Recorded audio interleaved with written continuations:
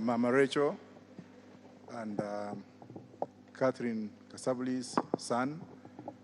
But before I speak, may I put a footnote that my speeches are concocted sometimes with Luhyaism in it and sometimes with Koroga. Mama Rachel, my friend, the governors in absentia, the members of parliament, the senator Nairobi area, young and vibrant senator, members of the Fourth Estate. Members of the Fourth Estate, I'm sorry for what you're going through, but God will see you through. And Kenyans in general. I'm here to mourn my friend, and leave alone the last day I was with her, courtesy of her son.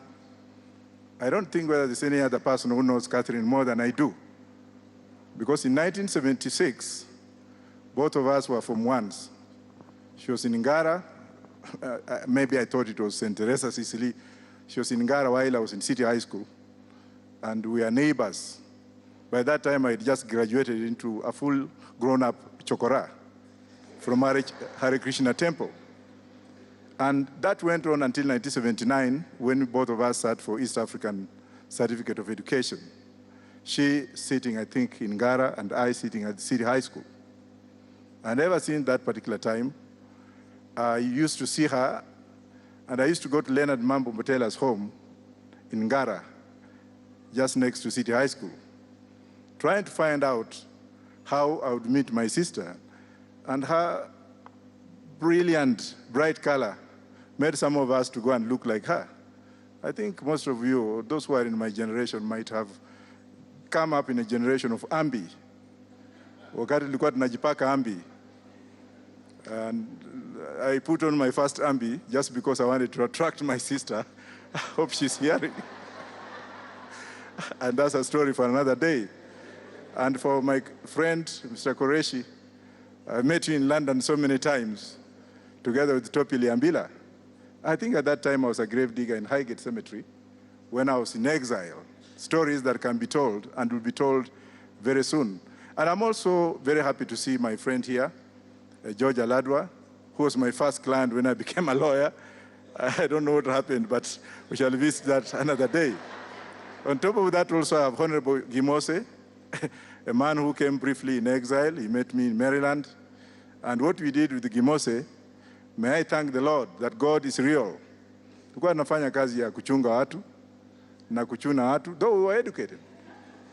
And that's survival for the fittest. Do what you can do where you are so that you don't get any blames from anybody.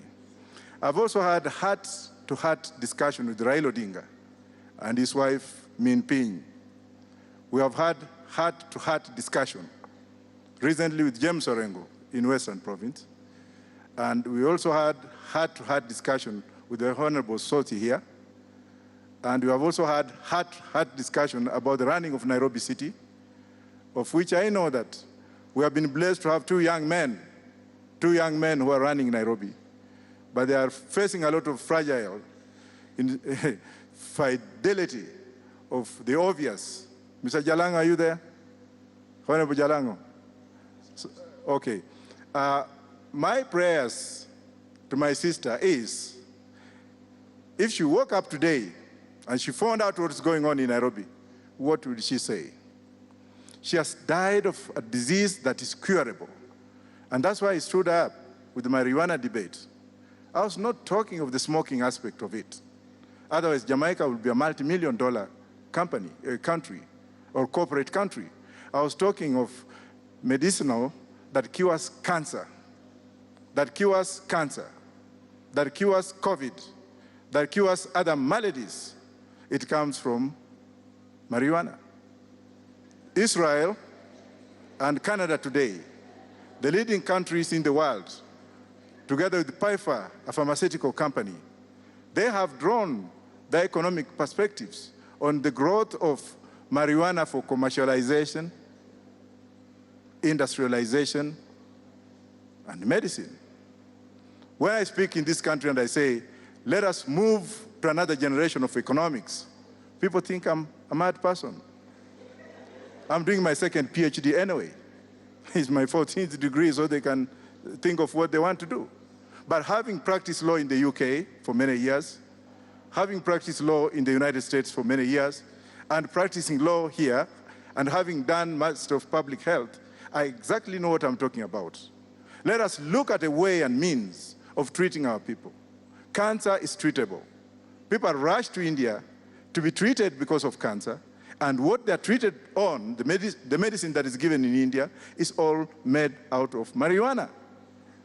But here people have got some popped up heads and popped up minds. When you speak of marijuana, and I've never smoked in my life.